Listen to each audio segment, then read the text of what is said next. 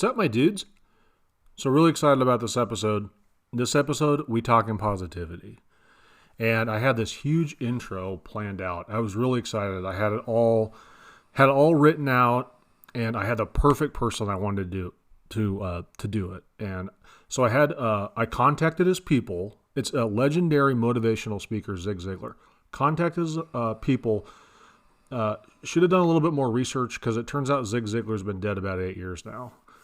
So that's not very positive, but that's okay. I just want you guys to know that I am trying. So it's the thought that counts. But today's episode, talking positivity, and the first positive is I'm doing this before midnight for once. So that's good. That's a positive.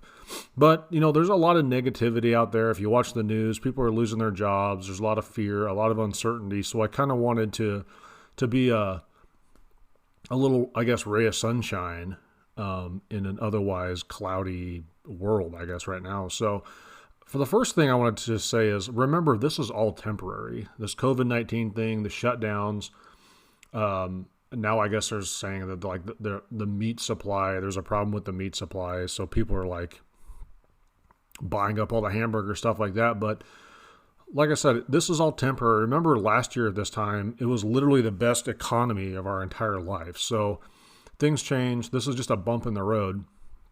And, times like these can actually be a blessing in disguise.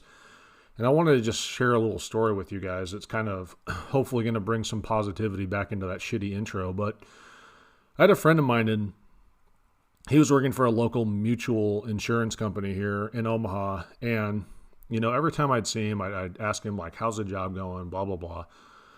And he's like, man, I just, I like really need this job. I got out of college, but I really hate it. I hate working here. I guess he started off as like an assistant underwriter, and now I don't know if he's a full-blown underwriter. I don't really know how that works, but he just hates it, and it's just a grind, and he just doesn't love what he's doing. And he ended up getting laid off. And I said to him, the last time I saw him, we went out to lunch together, and I said, this is the best thing that's ever happened to you, because now you can start pursuing your dreams. And this was about like, I don't know, I guess like 2 or 3 weeks ago, probably now. And,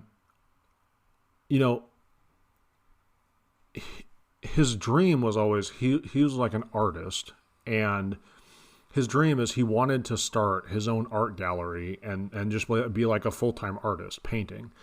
And that's like a pretty crazy dream, right? I mean, where I'm from, that's like a pretty like crazy. I don't really know how you do that. So he got laid off, and he's just like, I got like some severance pay. I'm just going to like go for it. I'm going to see if I could set up an art gallery, if I could like sell some of my paintings that I've done just on my own. And he ended up selling a few. He already has kind of some connections, but he really went for it. And I think that when I talked to him, he said that he has 15 commissions for painting. So, I mean, he's like really making it, I guess.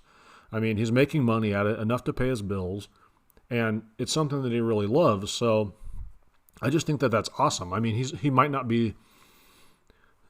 make him a multimillionaire, but he's doing what he loves, and that's better than just rotting away at some job. And then in 30 years, when they give you your gold watch, if you make it that long, which they'll probably lay you off before that, well, obviously it happened to him. If he wouldn't have done this, he would have so much regret, and that's one thing that, for me, with all the like crazy stuff I do, flipping houses, this, that, and the other, I know that if I didn't do that, and if I didn't take the risks, and I didn't live my life the way I wanted to, that I would have tons of regret at the end of the line. And the way I look at it is, God didn't give me this miracle called life to do something that I hate. So that's my little 2 cents there. And another thing is, if you have like a passion that's burning in you so much that's all you think about when you're at your job, or you have such a burning desire to be an entrepreneur, but you're too scared, just remember that you're a drag on your company that you work for, and you're a drag to your fellow employees because you suck as an employee. I remember when I had a full-time job, I was like, I was a shitty employee because I was always thinking like, I don't want to be here. I'm making money for other people. I had a bad attitude. I was away from my desk all the time. And it was like pretty funny. This was kind of like when I was at the end of the line at my full-time job. And for those of you guys who haven't listened to all the episodes yet, I had a full-time job at a insurance marketing company where I would just cold call independent insurance agents and try to sign them up to sell life insurance and annuity products. So you'd make like 50 to 100 outgoing calls a day. It was a drag, obviously, and I hated it. And I was kind of like, I had this other business idea and I was like getting things going. I had a couple like paying gigs with that. So I already knew like my days were numbered one way or another. And for anyone that's like worked in corporate America, there's like, you got to go through all this like coaching and like one-on-one mentorship. And it's like, for me, it was like, I'm just here to collect a paycheck and get the hell out of here. But I still had to go through all the motions. So I had to go through all this like mentorship, coaching. So I had to meet with my coach one week, and I actually liked the guy. I didn't have anything against him. I had kind of like hinted at the fact that I was on my way out, which probably wasn't a great idea, but he was asking me, like, every time you like logged out of your computer, they would track like how long you're out of your desk or whatever. And he was like, your like away time off the phone is like getting higher and higher. And he's like, he pointed like onto this sheet, and he's like, you were like away from your desk for like 30 minutes, like over one of your breaks that's only supposed to be 10 minutes. And he was like, what's going on? And I was like, well, I was in the bathroom sitting on the like toilet, and I was playing Candy Crush, and I had all the power-ups, and I couldn't just walk away, because you only get those for so long, and I was like totally killing it. I couldn't just walk away. And like the look on his face was like, are you kidding me? Like, what the hell's wrong with you? And then I was like, I'm kidding. And I came up with something else, but I was actually playing Candy Crush. So I was a shitty employee anyway. I was a drag to everyone around me. So me leaving and starting my own thing was really the best for everyone. I mean, that's like the way the universe like wants it, So look at everything. Look at your, something is bad in the short term, or you're feeling bad about it, or you're hanging your head. I just want to let you know that it's temporary. It's going to work out, and just look at it as a positive. And just remember, like, this could be your opportunity to take a chance, do something that you really love, make a change in your life. And I mean, kind of the theme of this podcast is you're only one idea away. And that's a theme that I want to like drive home to everyone. Is like you're so close to like what you want to accomplish or what you want to do. You just have to have a little bit of faith, and everything will work out. If you have, if you do the right things and you work hard, things will work out for you. So just remember, good times are around the corner. This stuff isn't going to last forever. And this is kind of like a follow your dreams episode. So a couple the ideas I'm going to talk about coming up, I think are going to resonate with some people big time. So, and I like the idea, like if you have a hobby that you really, really like to do, and it's a hobby that can make money, like I'm totally for following that. So, and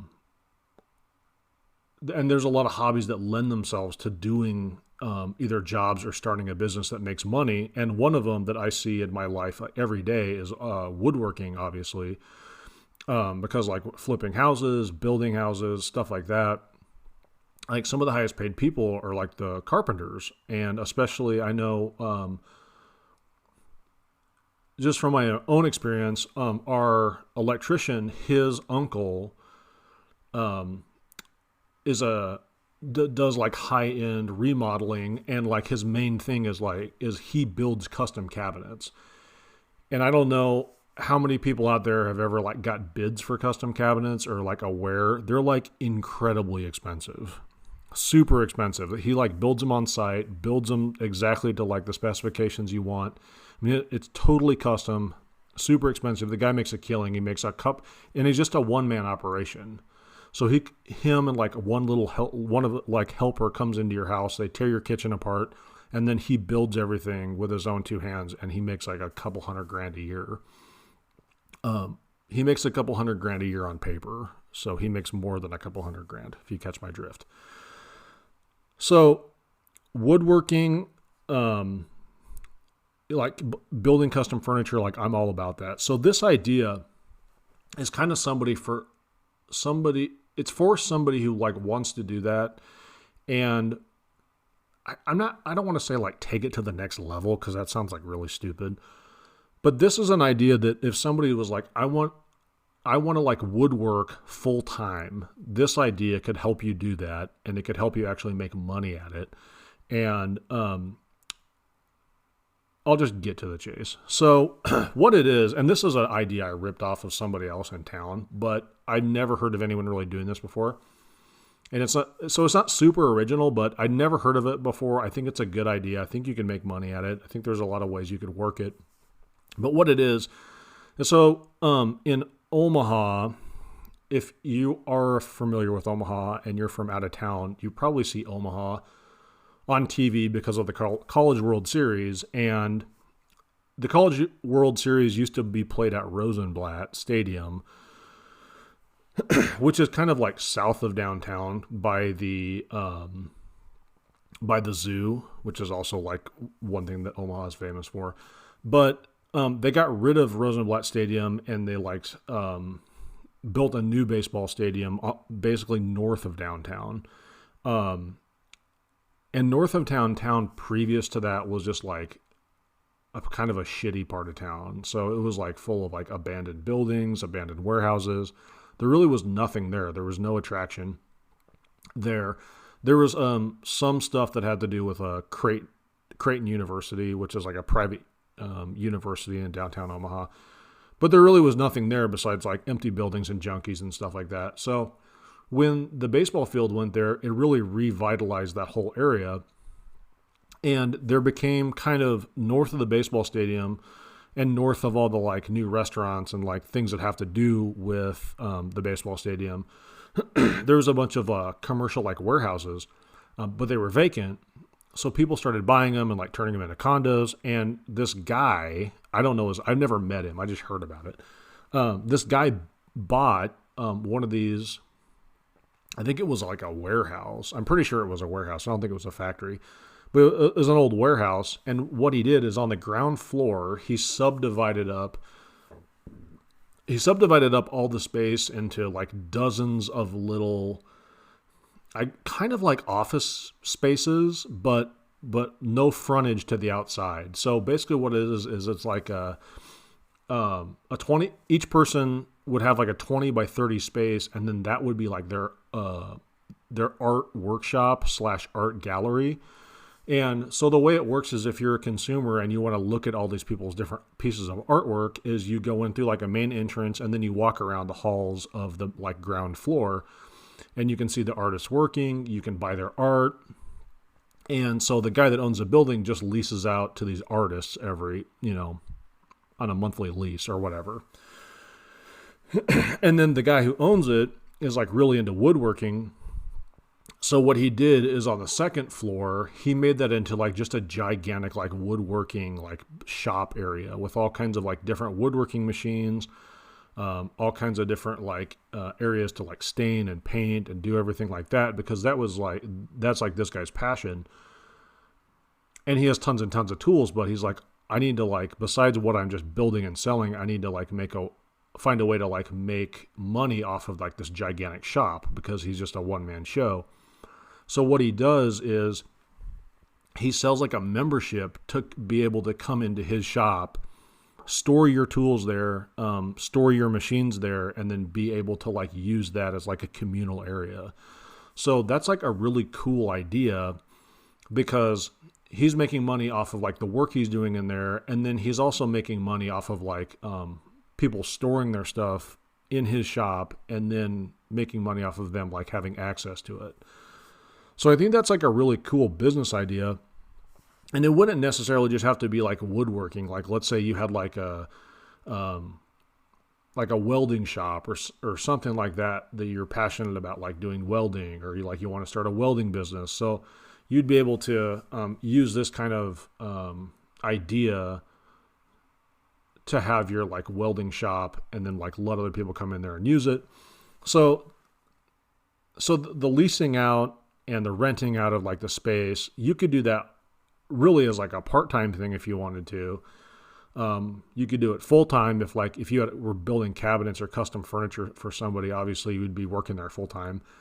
But what this guy does to really like make money is he puts on all these like woodworking classes where he shows you, like, has a class about like how to build a chair, class about how to build a table, a class about how to like use a lathe to like spin, do that kind of woodworking. I'm not super knowledgeable about woodworking, but so really I think he makes a pretty penny off of like renting it out, but I think he makes even more money teaching these classes. And he has his classes listed.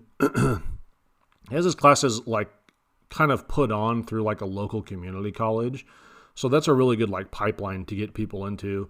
And I know that he teaches like non-credited classes for people who just want to like learn a new hobby.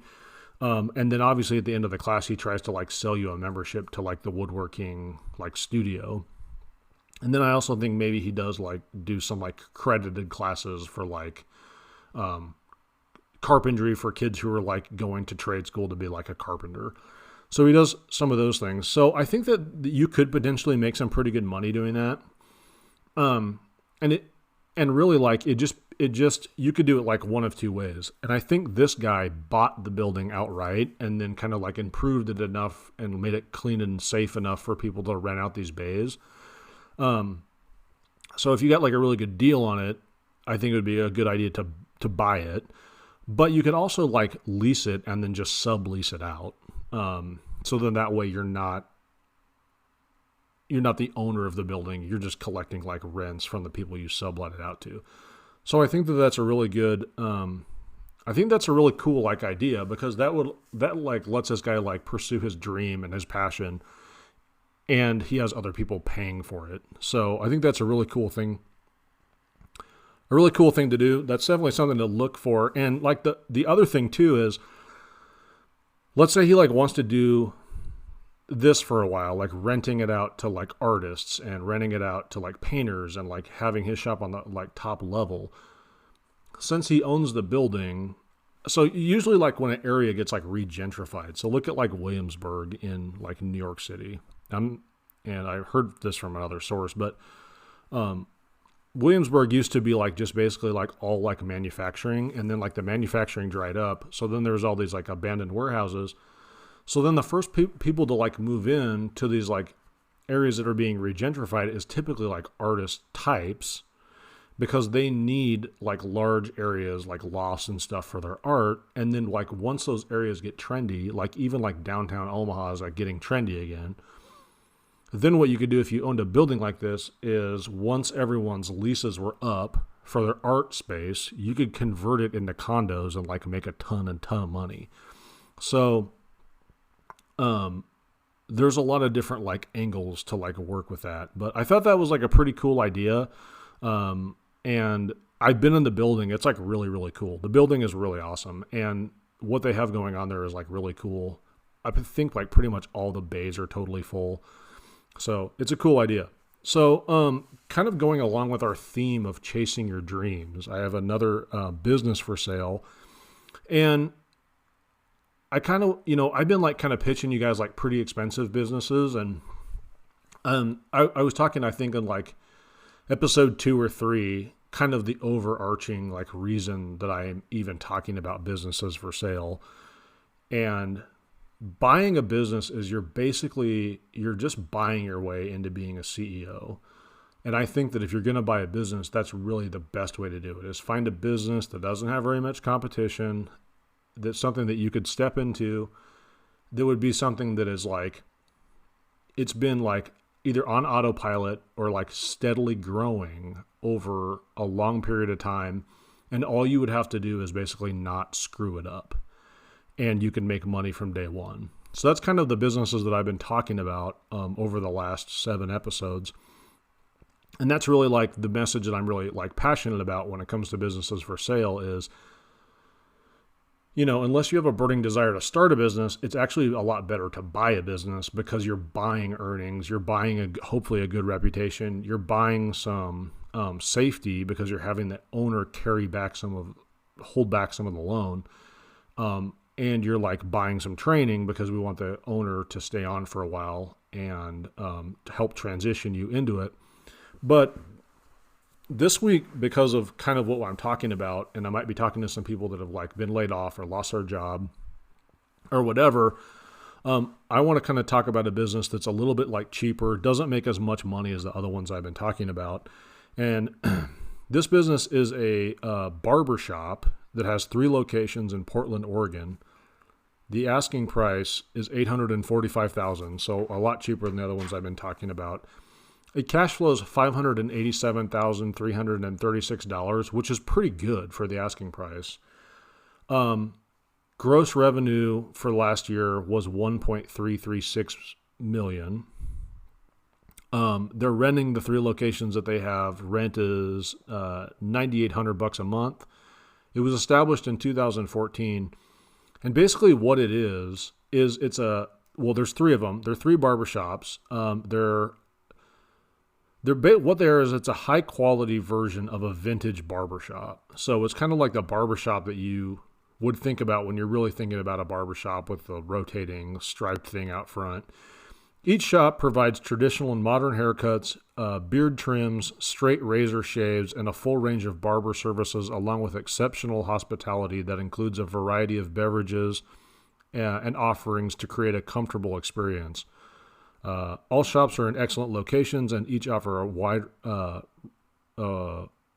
range of amenities appealing to a broad segment of the market.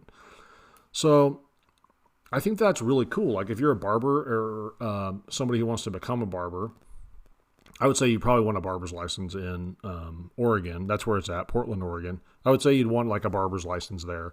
I don't know how hard a barber's license is to get as opposed to like a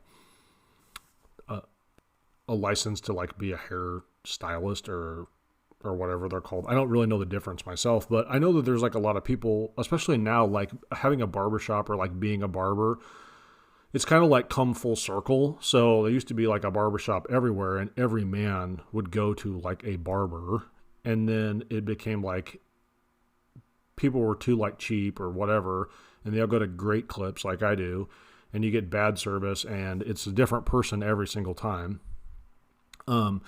And you're just in and out. It's like you're in a herd of cattle. They don't really care. They do an okay job. It's cheap, whatever. But it's not really like an experience, right? I mean, you're looking at your phone until she calls you up, you get your hair cut, and you get out of there. So this is more like of an experience. It's more of a place to like, where it's the same barber every time. You know you're going to get a good service. You know the person you're getting a service from. You know what to expect. It's obviously each haircut is going to be more expensive than like a Great Clips, but it's probably not going to be a lot more expensive. And I feel like for a man, it's like I just want the same thing every time, and I want to know what to expect. So where I grew up in Papillion, Nebraska, there was a guy who owned a barbershop downtown, and Papillion is basically full of people who work either in the Air Force or like contractors for the Air Force. So this guy specialized basically in like military style haircuts. And he had the same clientele like over and over and over, and they knew him, he knew them. Everyone kind of knew each other. So it was also kind of like a place where like guys like congregated and talked, and you saw your neighbor and stuff. So it was like a cool like experience. And that guy was busy all the time. And I think his barbershop is still open. So that's like over 30 years now. So I think that's really cool. And this is like a really cool business for sale. You don't really like see like tons of barbershops for sale. There's not a lot out there, but I think that they're like really coming back. So that's pretty cool. So like I said, it's in Portland, Oregon, and 3 locations. Right now they've got 3 employees. There are obviously your competition is other barbershops and hair salons in the area. Obviously, this is a little bit different. It differentiates itself through a combination of strategic locations, charming and inviting atmospheres, training, quality, and focus on service and hospitality. So I think that that's the angle they're going for. And this is a great way, something like this, where it's kind of like a throwback vintage thing, creating an experience. That's a really good way to differentiate yourself if you're in a crowded market that's being commoditized, because obviously like hair care is commoditized, it's cheap. You can get a haircut like anywhere. So this is a great way to kind of carve out a little niche within like a bigger overall market. So if you guys are interested in that, if you'd like some more information, you can get a hold of the listing agent. His name's Jason Blair. He's with Transworld Business Advisors of East Portland. His phone number is 503-820-0063.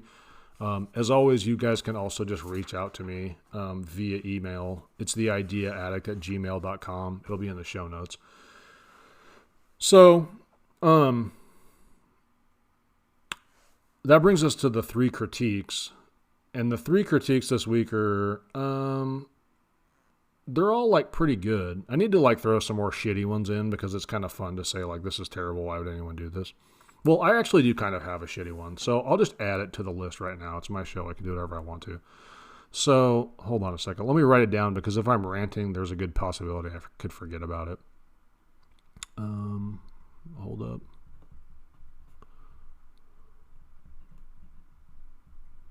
Okay, so the first one, and we'll start out with a good one, and then we'll save the shitter for the end. So the first one is a catering business, and this one I actually do like. Obviously, there's a lot of catering businesses around, so you're going to have to compete for business. But what I like about the catering business is if you have a passion for like making food, if you have a passion for that kind of thing, baking, cooking, whatever, this is a great alternative to having a restaurant. And as you guys have picked up on, I'm sure in the last 7 episodes, there's a few exceptions, but I'm not like super into restaurants. I think that buying a restaurant, there's tons and tons and tons of restaurants for sale, just tons. And mostly what selling a restaurant is it's the game of the greater fool. So you were enough of a fool to start a restaurant. Now you have to find a greater fool to buy the restaurant from you. So this is a great alternative to starting a restaurant because you're going to be able to forecast. You're going to be able to get your schedule set out. So you're going to be able to forecast how much money you're making, when you're working. You're going to have a little bit more regular business hours. Obviously, you're going to have to work nights and weekends for weddings and stuff like that, but you're just dropping off the food, making sure it's there. A catering business like I don't really know. I guess it depends on like where the venue would be, but like maybe like the venue has its own like wait staff. I don't know if you'd have to be there to like serve and switch out the food. It's a possibility. So that's something to consider. You might have to be there for part of the event. But I think this is really good.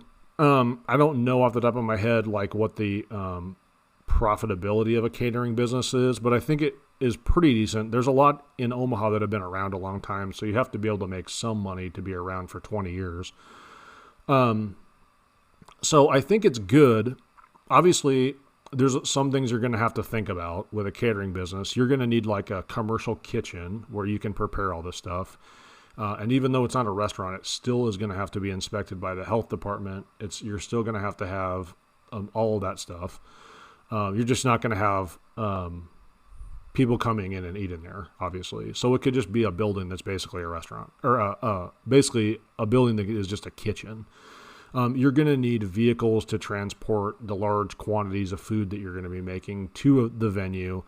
And you're going to have people help you prepare the meals, people help you get the meals to where the event is at and lay everything out. So those are kind of the things you're going to have to think about. So you're not going to need as big of a staff as you would at a restaurant, but you're still going to need a staff.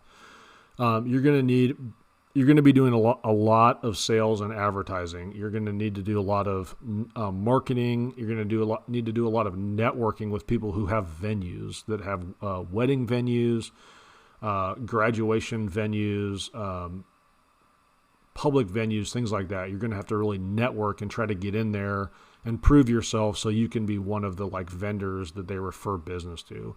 You're going to have to network with like wedding planners, things like that. But I think that if you did a good job, you were reasonably or competitively priced, you did a good job, and you were easy to work with, right? So like all these places, they don't want to deal with somebody that or a company that's a pain in their ass. And as soon as you're a pain in their ass, they're just going to move on to the next person. So if you're reliable, you do a good job, those are all sources of repeat business that you could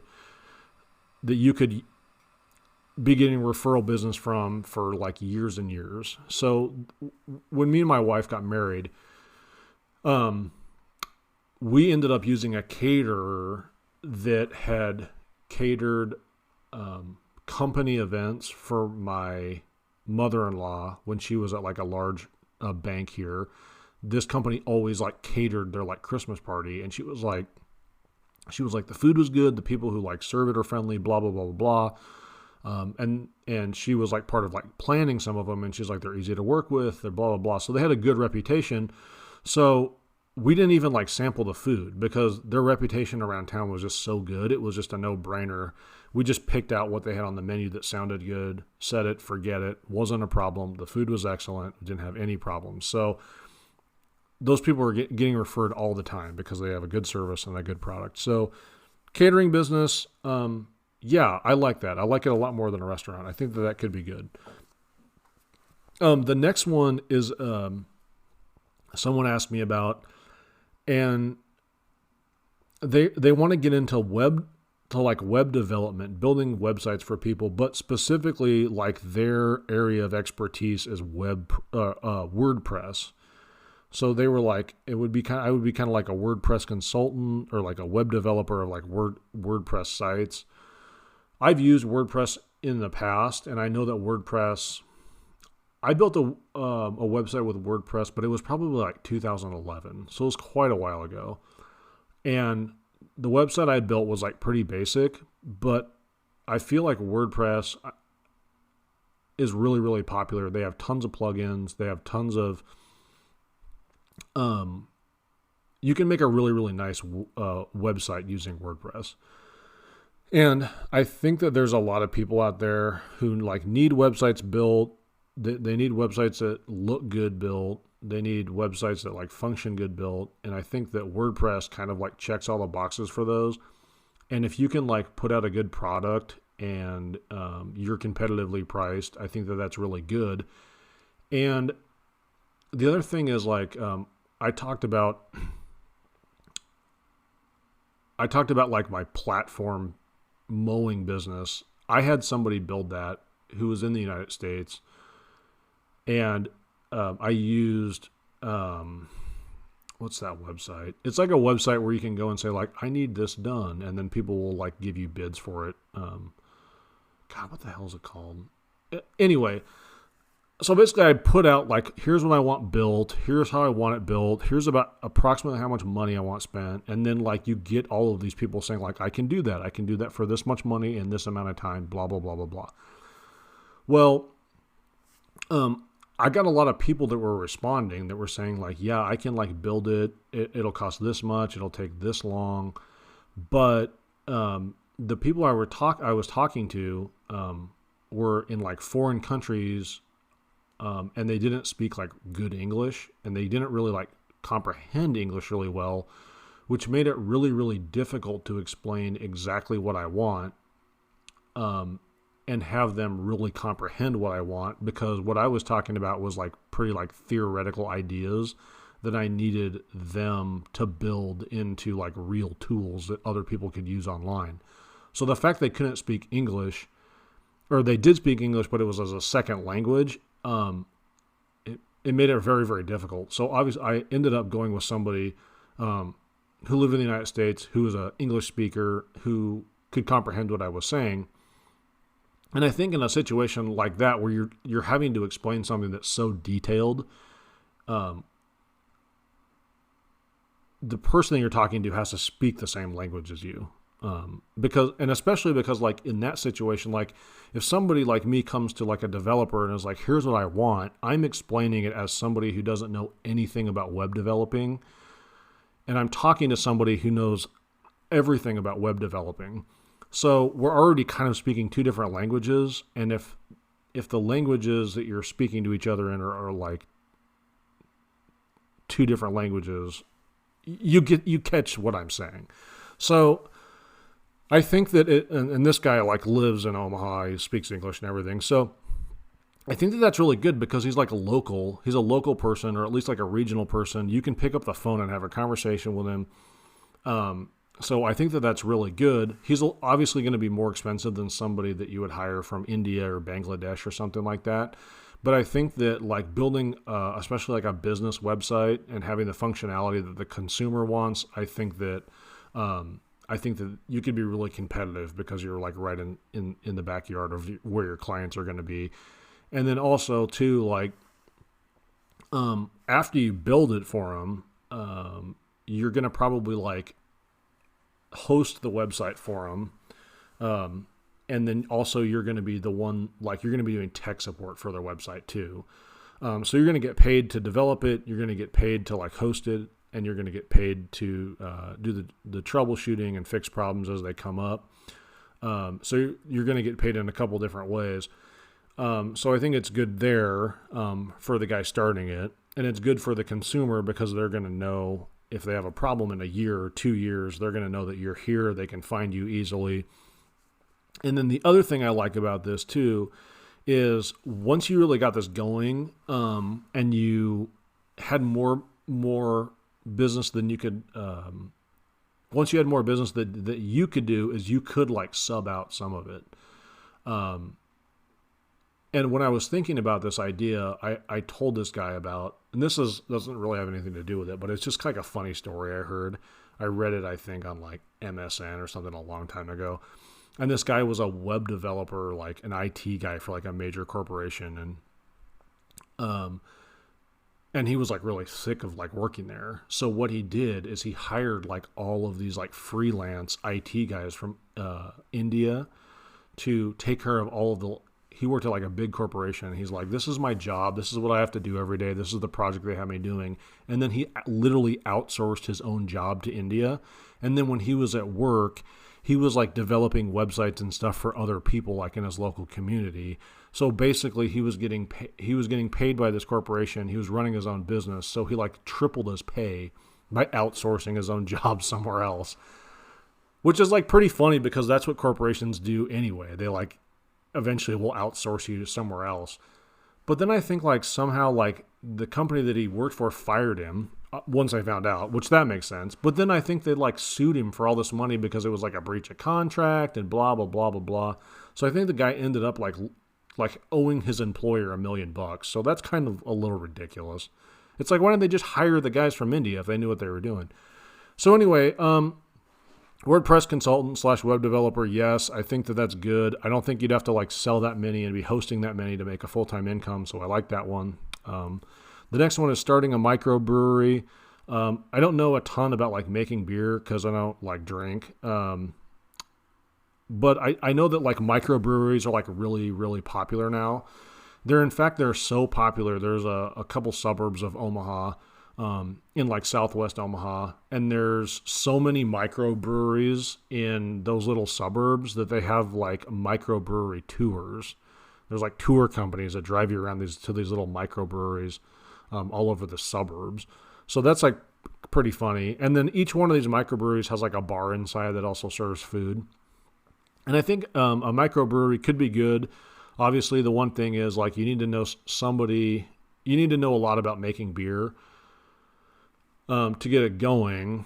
The other thing is you're going to need all of the equipment, which is like industrial vats and stuff like that, which could be pretty expensive. And then you need like a large warehouse or a large facility to store all that stuff in. And then the other thing is if you want to make any money, you're going to have a really good way to like sell it and distribute it. So There obviously is some like big barriers to entry. If you could get a good distribution out, I think you could make pretty good money. When I was like in college, I worked part-time at Pepsi, and to make a 20-ounce thing of Pepsi costs like 1.25 cents. It really doesn't cost anything, and beer's kind of the same way. So really big margins. You just have to find enough people to sell it to and not get eaten alive by the upfront cost of getting it going. So microbrewery, that's not something that I would be into, but since this is a chase your dreams episode, if you really wanted to do that, that's fine with me.